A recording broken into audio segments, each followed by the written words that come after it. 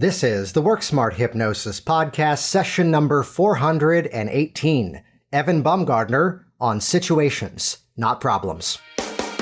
Welcome to the Work Smart Hypnosis Podcast with Jason Linett, your professional resource for hypnosis training and outstanding business success. Here's your host, Jason Linett. Hey there, I'm going to do something I normally don't do here, and it's that I'm going to talk about not only this episode, but also give you a preview of next week's episode, and I'll tell you a big part of the reason why, which is that you could listen to this podcast program that I've put out now for well over 9 years, more than 400 episodes, and it's that you might expect that sometimes, and this is not to put anyone down in any way, this is not to minimize anything, yet clearly some of the industry leaders that are out there, like I've had Melissa Tiers on the program many times over the years, I've had the Ellmans, I've had Scott Sandlin, we had Anthony Gailey on about a week ago of this episode's airing. However, as much as you would think those types of episodes would be the ones that get the most interaction, it's the ones like what you're about to listen to now and holy crap as well, the episode next week. So let me kind of take this moment here and say this is as well as next week. And also looking at my calendar the week after. Oh, 3 in a row. People that you might not yet know of or names you may have come across in passing. And it's because these are the people that are out there truly doing the work, seeing clients and changing not only the stories of their clients' lives, but truly changing their own lives as well. And it's where inside of these 3 upcoming conversations, 3 in a row, you're going to really dive into this sort of dialogue, this perspective here of what it really takes to rise up at times above our own stories and truly dive in and create something awesome. So let's kick this off with this week. It's a session with Evan Baumgardner. Now, Evan's been making the circuit, speaking at a number of conferences, and I've known him for a while now. And with that, I was like, hey, you're getting the Thursday episode while many of us are at HypnoThoughts Live for the next 3 days. So if you're at HypnoThoughts, go find Evan and say, hey, I listened to you. Cool. Good to meet you. If you haven't yet met him, because awesome guy. And the title of this episode on situations, not problems, is one that really approaches his perspective and philosophy of hypnotic change work. And what's really interesting is, like so many of us, how a chance encounter suddenly becomes that introduction into something brand new. And that ability to look at something that we might be personally going through and see that as the chance to then go, let me practice what I preach. Let me apply hypnosis to this specific situation. And I'm keeping this all very generic so you can hear the story more so in Evan's words. Though also, and here's the part that I was the most fascinated by, how as much as I would say that when you're the person who does the thing, you're the person who does the thing, we kind of come around to this discovery that our specialties may not just be the things that we choose, but instead may be the things that we discover along our journeys. So it might have been easy for Evan to approach this hypnotic change work and go, I'm going to be the guy for this one category. Yet it's the breakthroughs he had with that on his own and clearly also helping others that then began to spill over to other things that then had a much wider reach. So this whole theme of situations become the reality that they're only problems if we label them as problems is one to truly dive into and find a ton of value inside of. So a bit of a split invite for this week's episode, which would be if you're at HypnoThoughts Live with us right now, find Evan, find me, come say hello. Good to hang out in person. And for those of you that want to keep going with this week's episode, this is session number 418. You can head over to worksmarthypnosis.com/418. That will bring you over to the show notes page that has all the links, all the resources, all the references that we've made collected in one convenient place. And if you're struggling inside of your own hypnotic client work, I would say that it's not often an issue of not having enough techniques. What it really comes around to is understanding how to take those techniques and truly become world-class with the methods. And I say that never in some sort of an egotistical perspective, but instead how we can look at what are the things in our hypnotic toolbox and truly become even more effective putting them into use. that I can remember along my journey, and I think this is one of the themes that Evan and I got into in this conversation, of what's kind of that shiny object syndrome of training, which is, oh, everybody's talking about this technique now. Oh, wait, everybody's talking about that technique now. And to suddenly realize that here's our core skill set, and the artistry is then how we customize to the person in front of us and truly make each and every session unique and be what they actually need. And the greatest thing about this is that's what prevents, for you, burnout. 2, it is the actual definition of client-centered hypnosis. And it's also the ultimate sort of antidote to the problem of someone's coming for this and I don't know what to do. Do you have a script for this? Do you have a process for that? And this is what I share inside of a program called Hypnotic Workers. And you can watch the video tour by heading over to hypnoticworkers.com. Once you head over there, watch that video, check that out, because rather than being the guy who publishes, here's my stop smoking stuff, here's my weight loss stuff, here's my fear of chasing cars stuff, which you should be afraid of that apparently. Instead, here's where we can teach it from the ground up. Now, I'm going to point you to 2 places to check this out, which would be, if you're more of a self-paced learner, check out hypnoticworkers.com. Easy to track down. If you happen to be in the United States, Canada, or Europe, more predominantly the areas in those time zones, you should instead check out WorkSmartHypnosisLive.com. Here's the way of explaining this. WorkSmart Hypnosis Live includes access to Hypnotic Workers. So if you're looking for more of a self-paced digital journey, hypnoticworkers.com. And if you can make an event that's going to be in the New York City time zones, completely online, live and interactive in an online space, kicking off in September, and it's going to be on Tuesdays from 12 noon until 3 p.m., again in the New York City time zone. You can find all the details at WorkSmartHypnosisLive.com. Again, that does include access to Hypnotic Workers as part of that event. And even for those of you, let's say in Australia, New Zealand, and Asia, we tend to alternate when we offer these in terms of the schedule. So even if you're listening to this after September 2023, still head to WorkSmartHypnosisLive.com anyway, or look at HypnoticWorkers.com. I point to that because so often it's the, oh, what do you do for this issue? What do you do for that issue? And the issue really needs to be addressed from the ground up. And with that, let's dive directly into this week's phenomenal conversation. We've got a triple whammy coming your way with the next 2 episodes after this one too. Yet here we go. Today it's releasing July 20th. Good to see everyone in Vegas if you're here with us. Here we go, session number 418. Evan Baumgardner on situations, not problems. Going back about 8 years ago, I had Bell's palsy that developed into synkinesis. And that was when the nerve healed, things didn't go back to place the way they were. I kind of look at it as like if you break a lamp and you glue it back together and you've got it back, or if you like the Goonies, right? So think of that mom's favorite piece. Yeah. Gluing that back on.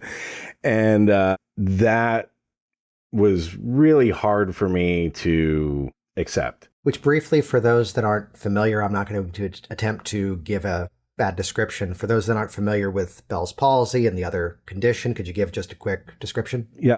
Bell's palsy is a facial paralysis. Will happen to about 1.5% of the population. And usually it's in one side, and it's when there's damage to a nerve in the face that connects the 5 points, causes facial paralysis. Usually goes away in about 2 to 3 weeks, and most people recover completely from it in that time. But sometimes you don't. And it develops into where it's like you'll get movement back, but when it goes, okay, system's coming back online, it's kind of in the wrong place. So I ended up just becoming super anxious. And because, I mean, it affects, the way we look at ourselves, obviously, the way we notice other people looking at us. But it also can't really, this is what really got to me, was it takes away our ability to communicate non-verbally the way we had been doing it our entire lives. So it's like I can't emote the way I used to just with facial expressions, which has led to some funny things. But but that's now. Then it was just this bombardment. And Anxiety went through the roof. I'm just like, you know what?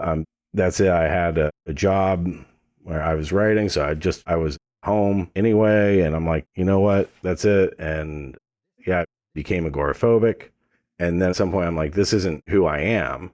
I'm going to get my life back. And the doctors were no help. And so I went to a hypnotist, and that actually helped me with my anxiety. So then flash forward a few years later when it was... Let me pause you there for a quick moment, only for the reason that this is not exactly in the category of, oh, I've got this issue. Well, obviously I need to go to, and then hypnotist is the next word. So can it walk us through what that decision process was and how hypnosis presented itself as an option? So I went to the doctor. I'm like, because I had years before kind of dealt with anxiety that I thought was kind of under control. Because let's see, this was 2014 or so when I was dealing with this at the doctor. And then it was like 2007 was like the last time I had like a panic attack or anything like that. And they came back with a vengeance. And so I go, hey, all right, this is happening. Can I get a prescription for Xanax so I can, go outside without having a panic attack? And the doctor's like, no. And I'm like, why not? Well, it's habit forming.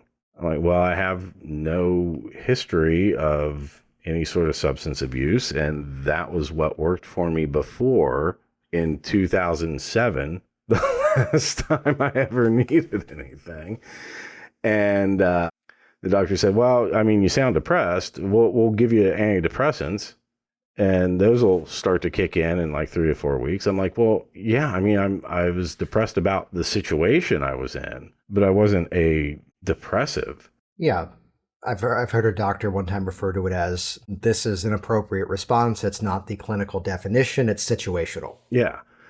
Didn't care about that. It's like, we're going to give this. Okay, so you won't give me the thing that I know works, that I could take short term and then stop because it's potentially habit forming. But you want me to start taking these pills that would take 3 to 4 weeks before I notice anything, have all these side effects that I would affect my work, my ability to work potentially. And and then if I wanted to quit taking them, it would, I would have to step down over a period of time that got longer for the longer amount of time I was taking them. I'm like, but that's okay. That's not habit forming. I was so frustrated. I always flash to the time that a doctor looked at my wife and I and said to her, I don't know how to assist natural childbirth. I only do medically assisted. I need to get you another doctor. Oh, and wow. It was, thank you. Yeah. As opposed to, which again, it's no complaint, it's no criticism. It's just that if you have a hammer, everything starts to look like a nail. And I'm hearing that there was this journey of frustration with that and going, well, there's got to be a better way. Exactly. And I'm like, okay, this clearly isn't going to work for me. What are my alternatives? And just looking around, okay, hypnosis. That sounds like it could be something. I will give that a try. Not knowing what to expect. Here's why I wanted you to elaborate on that, which is that so often, I mean, there are so many categories out there that are waiting for solutions, and what we do is something that can very much help. And I'm sure we're going to get around to some of the changes that many of us have also seen that you've been successfully creating over time too. And it's that if we can't yet speak to that audience's journey, otherwise we're just crossing our fingers and hoping that they're already at that place of going, oh, I need a hypnotist for this, versus bringing it into that journey and hearing that, well, if this is the route that hasn't been working, here's another, let's phrase it this way, another possible pathway. Yeah. I think a lot of times we go to hypnotists as kind of like the last resort when nothing else has worked, when, we could save ourselves a lot of problem if people knew to, hey, maybe go there first, and you could bypass a lot of that. So then going to the hypnotist, what was kind of the result of that, of now applying this work specifically to that situation? I had a nice little anchor that allowed me to go to soccer games again without being super stressed the entire time and just waiting to leave, and generally feeling better. I still had that kind of tension. It was that, that story I'd been telling myself that, oh, this is a problem. And that took some more time to completely let go of. That was the start of the road for me. And I remember having lunch with a friend of mine, and I was, at this point, I'm like, okay, things had improved. They weren't like it was before with my anxiety, but it was definitely like a world of difference. And I was in need of a career change. And I'm just like, I can't keep doing this. And I mean, especially because it was keeping me isolated, and that wasn't helping me move past my anxiety the way I wanted to either. So, and she says, you'd be good as a therapist. I'm like, yeah, maybe. I'm not going to go back to grad school though, because I went for education instead of psychology. And clearly I wasn't doing that. And then she goes, well, what about hypnotherapist? You don't need to go back to grad school for that. And I'm like, wait a minute. I'm like, yeah, that worked for me. and then I looked into it, and I'm like, this ticks all the boxes of everything I would want. I still get to be my own boss. I would get to, help people. If I could do anything to prevent somebody from going through what I went through, or help them climb out of that hole, I mean, that's something that I could feel really good about at the end of the day. Which we were chatting before we started here, that, here's where that's what started the journey. This is still something that you work on, but it kind of lent itself eventually to other things. And I'd love to get to that in a little bit here. Let's get specific though, as talk about some of the physical changes. Physical changes. So since I started, working on it myself as a hypnotist, I mean, like when I started, I learned about how Milton Erickson, came back from polio using hypnosis. I'm like, if he can do that, I can do that with the synkinesis, and I just have to figure out how. But I was more focused on the thing that I absolutely knew I could get results with, and that was the emotional part. And that was regaining my confidence, regaining inner strength that I felt was more of a loss than whatever function didn't return to my face. So I was doing that. And I'm like, okay, what's my way in physically where I can start doing this? I would do self-hypnosis with the visualizations and everything, but I didn't really focus on it. And it wasn't until I learned kinetic shift and hypnothoughts, and it was like, wait, the AC was on, like the muscles in your face will tense up and contract. And it gets really uncomfortable because, I mean, it's cold. They're trying to keep us warm. It's that shiver effect. But when the nerves already are in the wrong place and it does it more, it's not a very pleasant experience. Great if you're doing Popeye cosplay, but in general, not something I recommend. And using kinetic shift, I was able to actually, in the moment, have the muscles loosen back up again. And I'm like, this is the way in. Yeah. So then from that, I mean, what's that next step of the journey of having your own outcomes, your own changes? And I really appreciate one aspect of this, just to highlight for everybody. It's that you are talking about, yes, this physical thing, clearly, but at the same time, here's the emotional component. I had a client one time that it was a physical condition, but the bigger challenge it was creating, it was being dismissed by the doctor, and the language was, well, it's just in your head. And I had to respond, it's like, well, yeah, obviously it's in your head. Otherwise you wouldn't be thinking about it. And that's just as real. Well, I've told the story of the surgery I had around May last year, and it was this one little moment that hypnotists hate this part of the story, that if I knew what the pain was shooting up my back, I would have slept that week. I'm like, oh no, I'm ripping the stitches, I'm undoing everything. And I finally get the doctor on the phone, and he goes, you can't rip what I did. It's like, one, I like this kind of guy. And two, How so? He goes, that's just the nerves figuring out how to reconnect. That'll go away in a week. I'm like, if you told me that, and it was that reaction to the feeling. It wasn't the feeling itself. The feeling itself, was easily managed and wasn't debilitating, but it was more the thought. So it's never just one or the other. It's going to be this balance of the two. Yeah. And especially with those thoughts, I mean, like you were reactive to what you were feeling at that time. It was the feeling was attached to an emotion, which then drove a reaction. Well, I'd ask you this question, which is when someone was calling around something that was more, let's say, medically related or something of, sort of a physiological nature, the N that I was looking for always is, does this happen more if you're stressed? And was that or is that part of, the scenario? Absolutely. Yeah. And it's funny, when the Bell's palsy happened to me, I was under a lot of stress at that point. I had a ton of deadlines I was trying to make. Holidays were coming up, which was always, stressful. So deadlines plus holidays, plus family coming to visit and hosting everyone. There was a lot. And that was when it happened. And I'm like, clearly to me, it was stress related. And then like talking to other people and noticing like a lot of people that had it were pregnant, where there's a lot of stress on the body, both physically and emotionally. But there was no scientific link to it at that time. So doctors would completely dismiss the stress part. And it wasn't until 2019, late 2019, right before the pandemic, that Harvard Medical discovered the actual link between stress and Bell's palsy. So I'm like, vindication.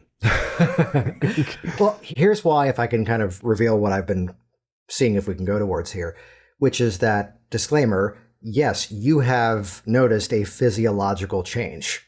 High five, attaboy, thumbs up, check plus smiley face. You're doing great. And in some situations, there might be a medical reason that fill in the blank, whatever other condition or diagnosis, there might be a very legitimate reason why there's no amount of hypnotic suggestion we can throw at something that would create the movement. And if all we did was change that emotional story, in this case, take down the anxiety, there still is a noticeable benefit to the client. Yes. Yeah. Climb off that soapbox here. Everybody benefits. Yeah, it's that there's a clear win to that.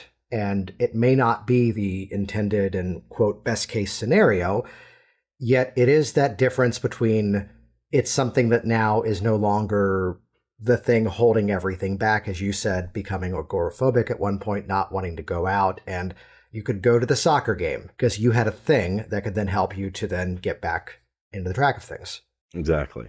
And I think another kind of crucial part of that, and this was something as I started making progress with my own physical changes and kind of recovering, was, I still had to deal with a lot of emotional stuff before. And doing it, I had no idea what kind of results I would see. I had no idea if it would work or not. And it's like, well, I have Bell's palsy group hypnosis sessions. I can't guarantee any changes there, but I know I can make people feel better about the situation. That's what I focus on is the emotional part. But for me, there was this idea of, I had a lot of resistance for a while before I did that, because I didn't want to identify into it. And I felt like if I did, that would impact or slow down my own ability to recover. But what I didn't realize I was actually doing, and it wasn't until I just said, you know what, I'm doing this because I know there's a way I can help people, maybe not me, but somebody out there. And that was a form of acceptance that I didn't have before. So where I was worried about if I identified too much into it as, oh, I'm the Bell's palsy guy, then I wouldn't recover myself. But then when I accepted, wait, I am the Bell's palsy guy. I can do this. I moved up that emotional scale. And I think that was really one of the big keys, more than any technique I used on myself or anything else, that allowed me, to get the ability to whistle back for the first time in 8 years. Yeah, that's so cool. So definitely, I think the emotions are a massive thing. That's the core of what we do. And I know that step one of this, of course, thank you for sharing that.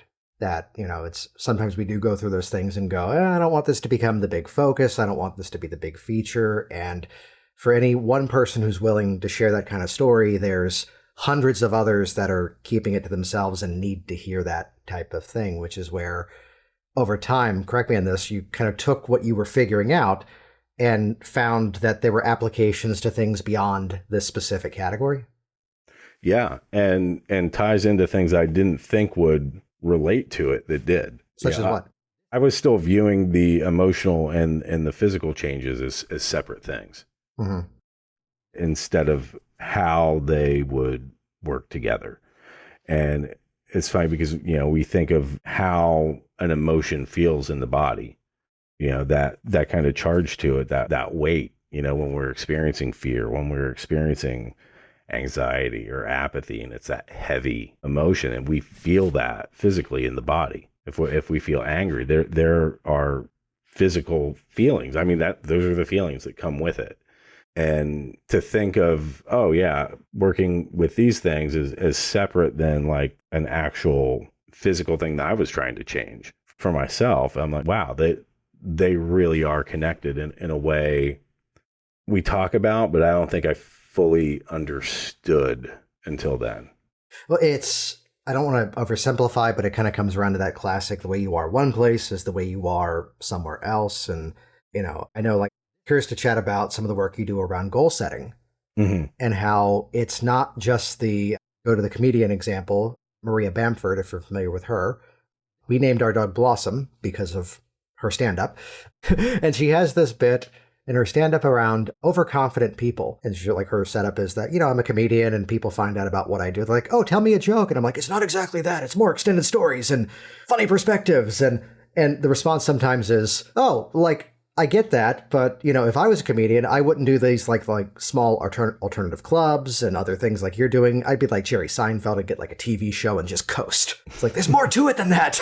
There's a lot of single people out there, just pair up. Who are these people? What are they doing? Yeah, you don't get on the car, you get in the Uber. Anyway, you call it Uber. I love that one. Yeah, it's that awareness that it's so easy to put the emphasis on just do the thing. Mm-hmm. Oh, you want to do that? Well, okay, there's a shoe company that even says, just do it, but I'm not going to say them because they have good lawyers. Do you find it's that same story? It's that emotional story that's inside that's holding back that goal setting? Absolutely. Or not just goal setting, but also the goal achievement.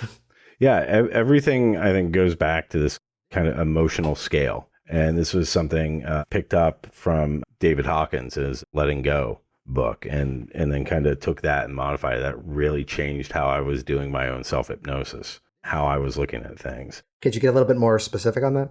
So basically, emotions have a kind of weight to them. We can put them on a scale from like heaviest to lightest. And I like to throw out value judgments. Like, there are no good, there are no bad. There's no positive or negative. They just are. These are things that we're hardwired to feel for certain reasons. So down the lower ones, the heaviest ones, we have apathy, grief, and fear. And then all of the things that make that up. So that, I can't. Oh, what's the point? That's down in apathy. That's like the heaviest feeling, right? And those are inward kind of things. And then we have lust, anger, and pride. And those are like the outward pushing energies. And we can still get a lot done up in those. But what we really want to get into the lighter ones at the top, that's courage, acceptance, love, and peace. And that's when we're in that flow state and everything just kind of happens and just seems magical, right? We're not thinking, we're being at that point. So when it comes to goals, there's a lot of like, I want. We're down in that lust where it's, I want this. I'm going to push for it. But we can, when we let go of that, and if we can be okay with the outcome either way, we quit wanting it, we just choose it. And that's when we start doing it and we start moving up, and then we end up being. And that's when we really start achieving our goals and seeing that. And we also try to do too much at once. I'd like to encourage people to go by the 1% rule. Just do 1% a day and let compounding interest take over. Yeah. And then we can see radical changes from there. You just mentioned David Hawkins. Is that the name of the book? Letting Go. Letting Go, yeah, which, let me despite my nerdy notes here, this is session number 418. So worksmarthypnosis.com/418. We'll bring you over to the show notes, and that's where anything that we're referencing here will also be there, so you can track that down. I'm one of those people who's always like, oh, add that to the Amazon list, add that to the Amazon list, and that's now officially on there.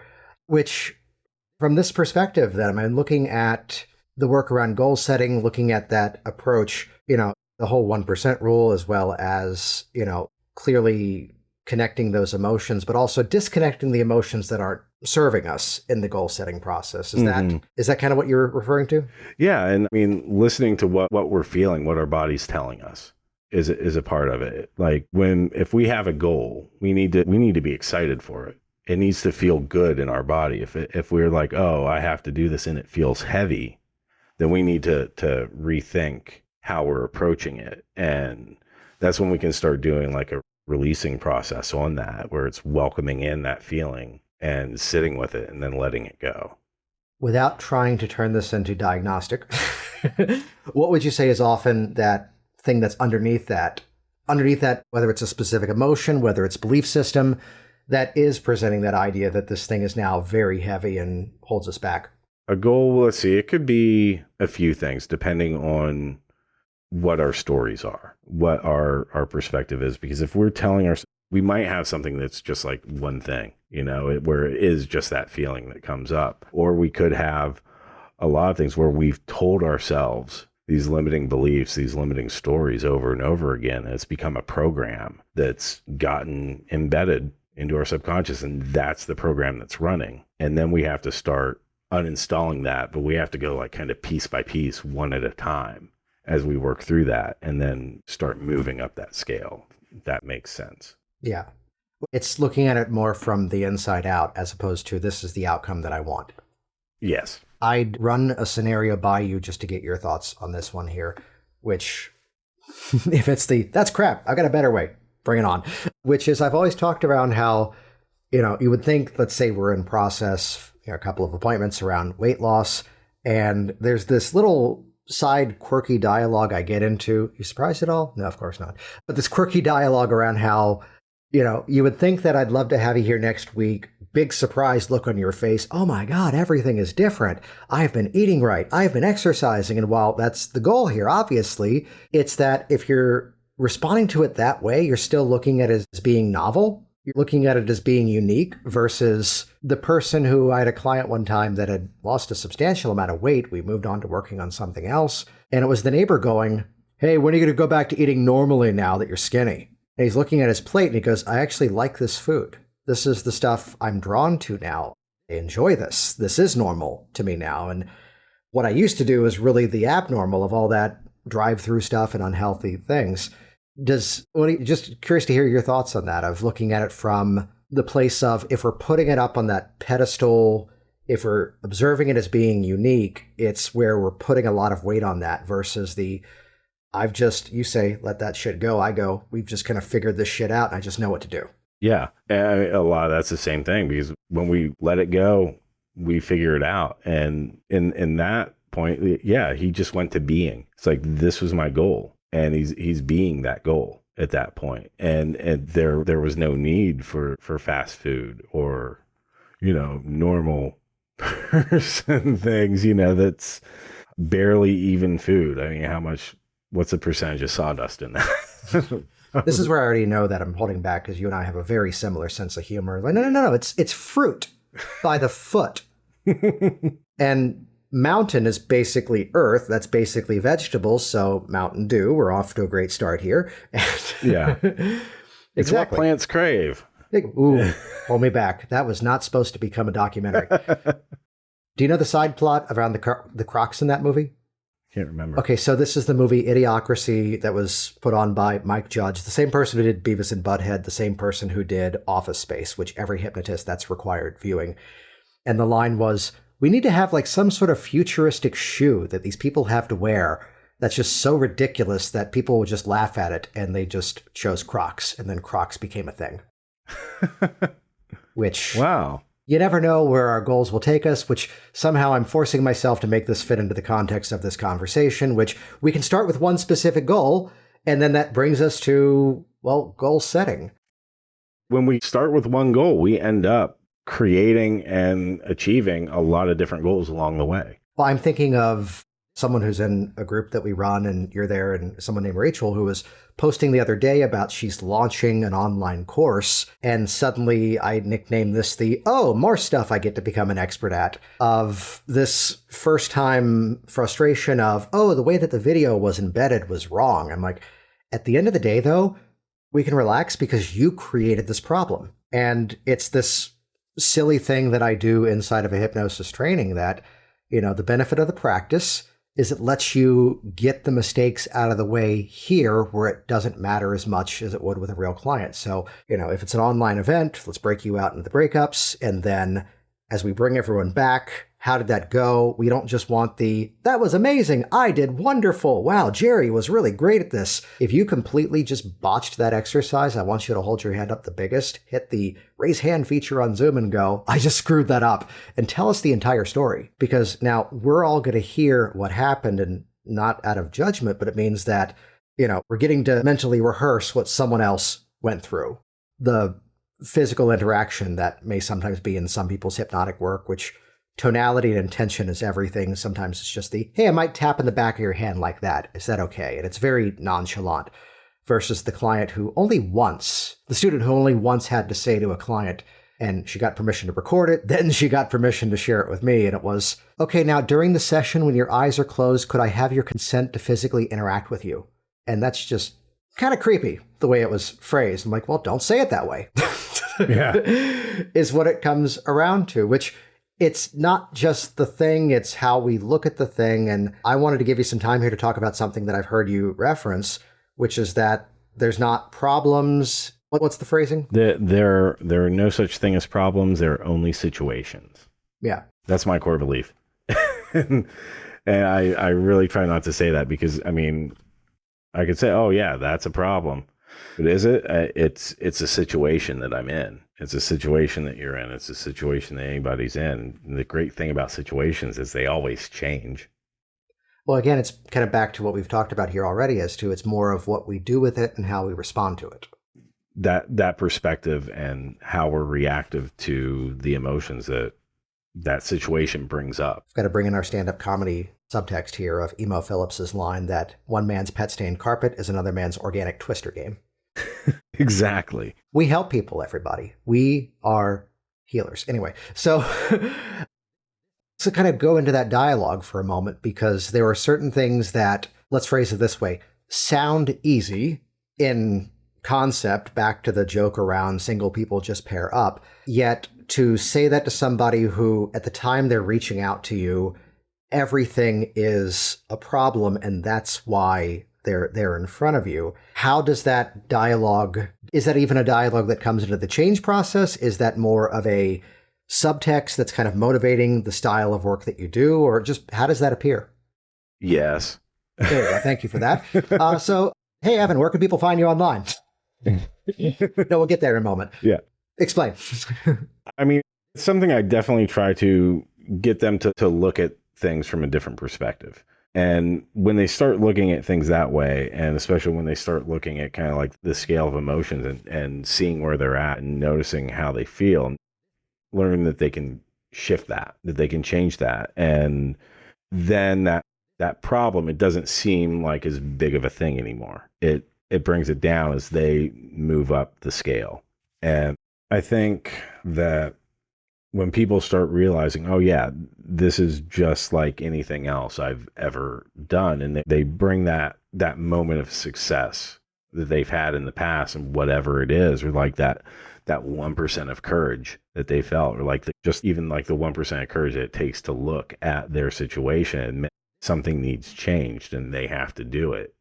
It opens that door up. Is that something that, I'd ask it this way, that there's ever been any pushback on looking at it as the perspective? I'm sure somewhere along the line there has been. It's not something I've run into. Well, maybe at first. Well, it is an appropriate false bias that they're clearly there in front of you because that's what they want. Exactly. Yeah. Or else they wouldn't be there. Right. But yeah, one of the things I always look back on is whenever I feel stuck in some sort of way. I go back, okay, this is the situation. This is what's in front of me. These are obstacles, but what resources do I have? What have I done in the past that's worked? And I don't even need like any clear examples. And it doesn't even have to be something completely, can be something completely unrelated to what I'm looking at, but I'm bringing those same higher feelings back into it.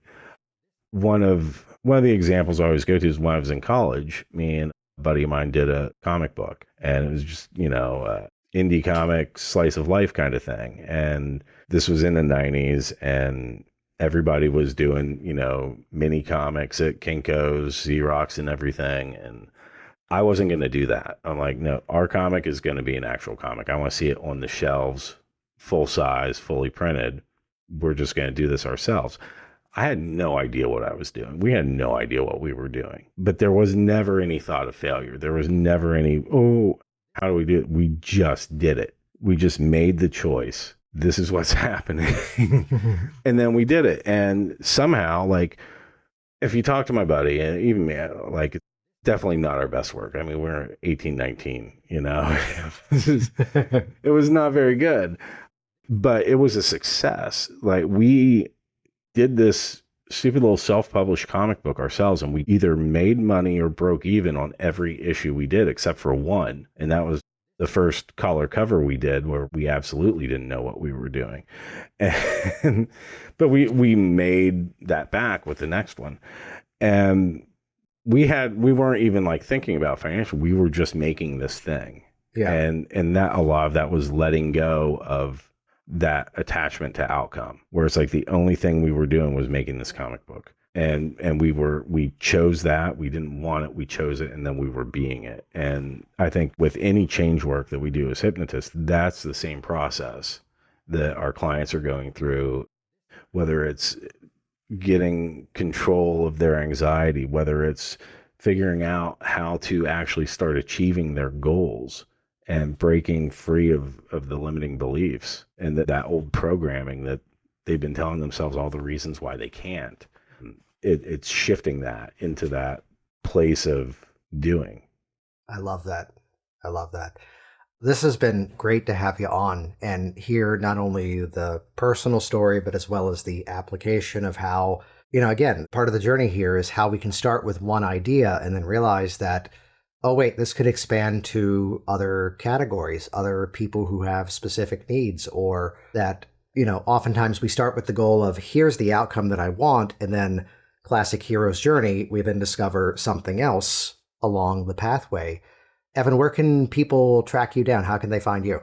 How can they get in contact? They can find me at ebhypno.com, online on TikTok, Hypnosis with Evan, and Facebook, Evan Baumgardner. Come say hi. Awesome, which we'll link to everything over in the show notes at worksmarthypnosis.com. This is session number 418. So worksmarthypnosis.com/418. This has been great to have you on. Before we wrap up, any final thoughts for the listeners out there? Thank you very much for having me. And I just want everybody to remember that there are no problems. There are only situations, and we can change that. Situations always change. So when we let go of that attachment to outcome, we can get whatever we want. And like I said, the 1% rule is so powerful. and when we start looking at that, we can do anything. And go to ebhypno.com. I would love to see some people in my next workshops. Hey, it's Jason Linett once again, and to see exactly how to connect with Evan and learn more about the work that he's up to, you can head over to the show notes that are easy to find at worksmarthypnosis.com/418, the number 418. That'll bring you right over there. Check out the details, reach out, say hello. And while you're there, I'll give you two pathways. If you're more of the self-directed self-learner, check out hypnoticworkers.com. If you want the guided hands-on interactive tour and an interactive live online training, well, similar name, slightly different, worksmarthypnosislive.com. Either way, you'll find all the details on the show notes for this page, and look forward to hanging out with you soon. Thanks for listening. Thanks for listening to the Work Smart Hypnosis podcast at worksmarthypnosis.com.